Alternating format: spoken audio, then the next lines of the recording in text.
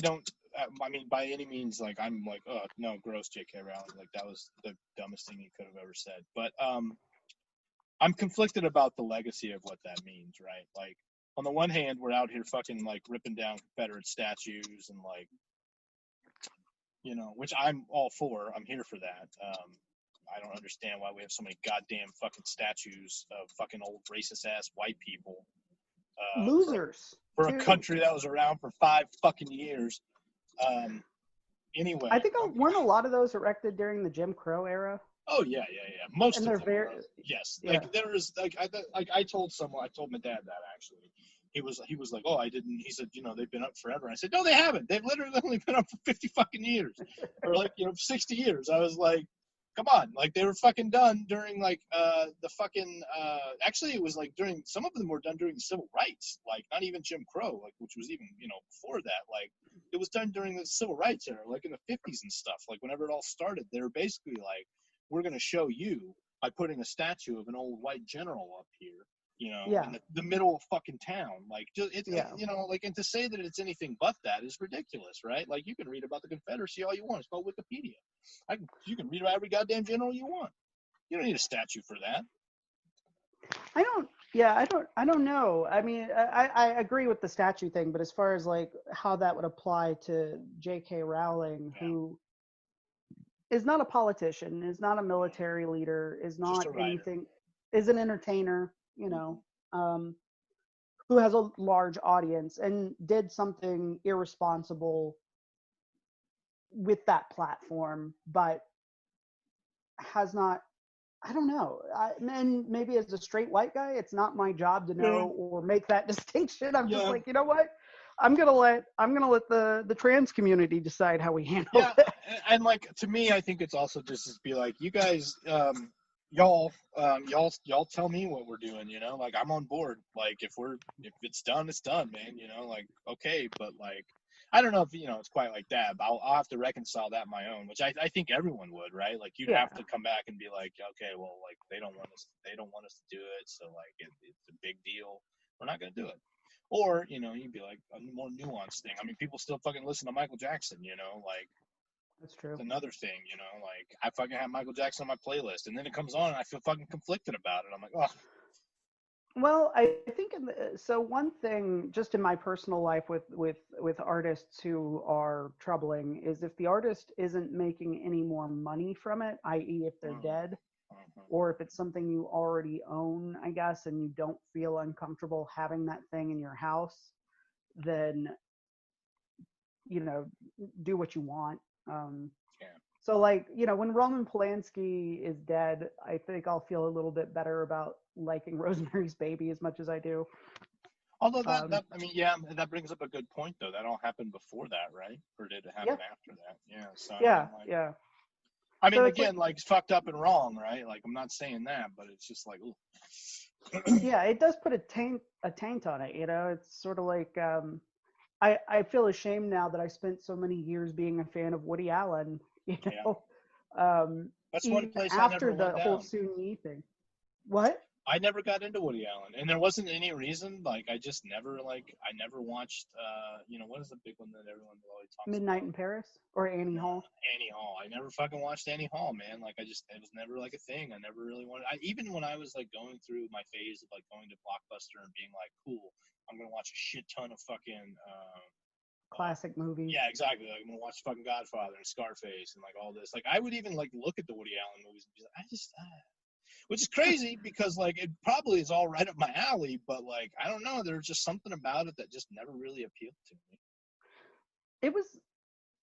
It's that one's kind of heartbreaking for me just because it was something that my wife and I really enjoyed watching in the early days of our relationship. And after all the Ronan Farrow stuff started kind of overturning those stones and being like, no, this is what it actually is or was, that sort of we got rid of all of our Woody Allen like movies, that was like the nail in the coffin, where you're like, yeah, I personally cannot do this anymore. Right.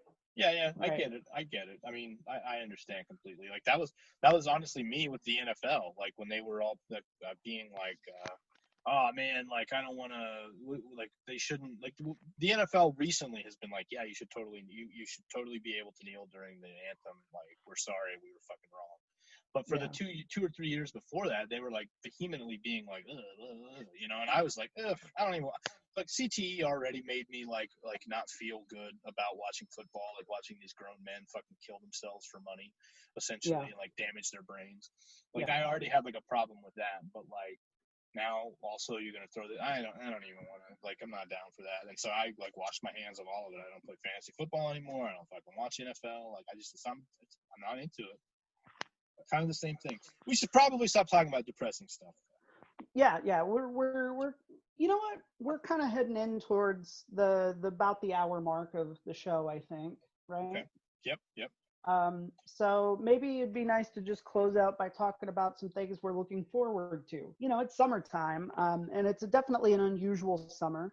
There's a lot of unrest. There's a lot of unease about safety, you know, with COVID and all of that going around, as well as, you know, all the craziness, you know. But it's still summer, and you know, there it hasn't been completely bashed out of me yet that summer is a time when fun things happen. Summer is a season full of possibility. You know, like we were talking about at the beginning of the episode about staying up all night, you know, doing Mm-hmm. all-nighters, as your kid would say.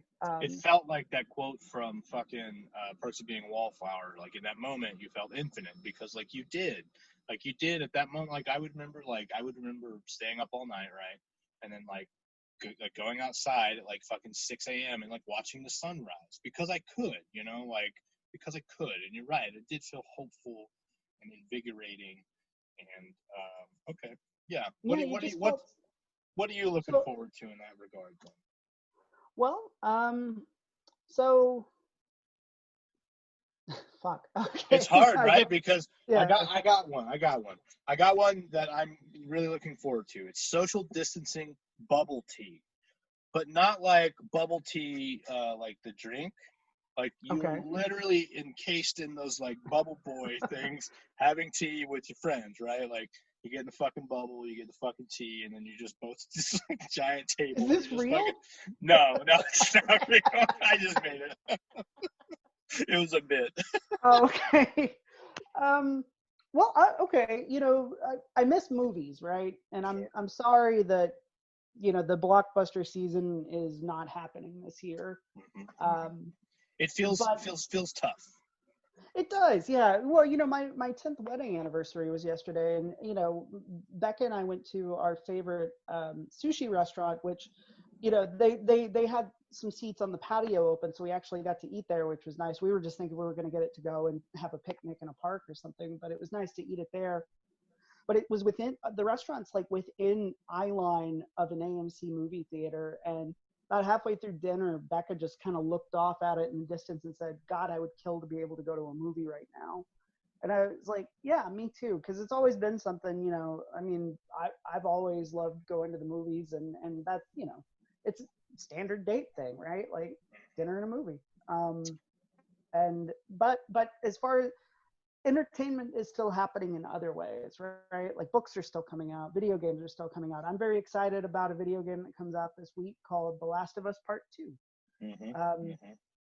it's got, you know, it's a sequel, you know, to the original game. I don't want to spoil it for, if you haven't played it and you have a PS3 or 4, definitely play The Last of Us. It's really fucking good. It's a I great see you tweet father. about it a lot. It's a, yeah, it's a great like dad story, like surrogate dad story, you know, and it's also got zombies in it, which whatever, Well, but you know, like that doesn't it's, hurt. That never hurts. yeah, exactly. I'm playing another zombie game right now that's also a PS4 exclusive called Days Gone, which is sort of like The Walking Dead meets Sons of Anarchy. You're like in a biker gang Okay. after the apocalypse, like running errands for people at the different camps and stuff. So, and it's actually a lot of fun. Like it's, you know, and so those things feel like summer to me. Video games always make Yeah. me think of summer, You had more especially, you time to know, do them as a kid, at least. Like, you know, you weren't in school and shit, so you were like fucking playing Super Mario 3 for fucking 8 hours a day and shit. Yeah. Oh, the Hint, new hint, Paper Tanuki Mario's bitch. coming out. Speaking of Mario, yeah. What about you? Yeah. What are you looking forward to? Are you going to get to do anything summer? Well, you got to go to the lake with your I kids. did go this to the week. lake. We did go to the lake with my mom and my father-in-law, and it was fun, and it was very nice. But it is also as COVID has continued to rise again, so like now I'm kind of like buckling back down a little bit, and I was really kind of starting to look forward to going back out, but I don't know, man. Like I just can't.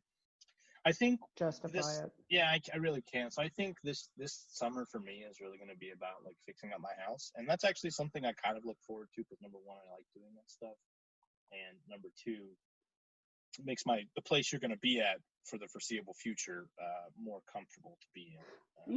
Yeah, and that's something we're actually working on too. We're when Becca and I first moved in here, all of our stuff was in the basement because we didn't know we were going to be staying a long time. And now that we've kind of put down roots here, we've actually started putting things together out of the basement and like bringing up all of our books and stuff so you can see the stacks where the yes, there's a box and I don't know if you can tell, but my shelves are fuller than they were. Yeah, I didn't see that side of it. Yeah, I see that. So, Alabama's home. For the foreseeable future, yeah. Well, I feel very lucky to have landed where we did in a lot of ways because we're in a rural place where we've got a lot of space to move around as a family without endangering anybody else. Yeah. I get to work from home, so I don't, have to be out. Like we're far from cities, so none of the trouble with the social unrest.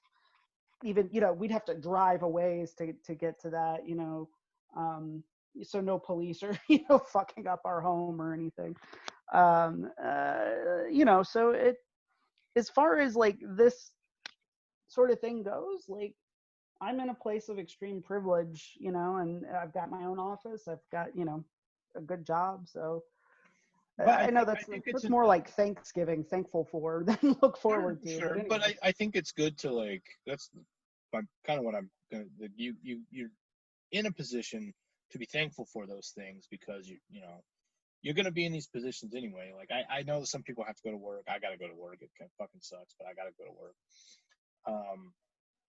But it gives you time to like really think about and dial down or drill down on stuff that you should be thankful for and be appreciative of, like being in a position to go outside. I'm sure you guys get to go outside and just like enjoy nature.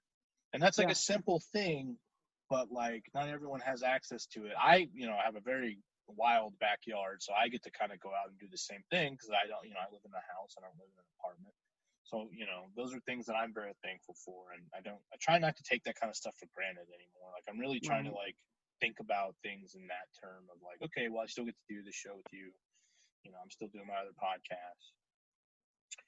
And we just got to, I don't know, one day at a time, we have one more sponsor. If I could. Okay. All right. Yeah. We got to finish paying our bills. Right. Like web hosting ain't cheap. And when you have 4 people a week listen to your show, I mean, you got to really be there for them. No downtime. No downtime. So this is another business named after the business owner. Just can't seem to get away from those. Sue's Bagel. Okay. It's just one kind of bagel, just a plain bagel. She doesn't sell anything else. It's the catchphrase is just one kind. That's it.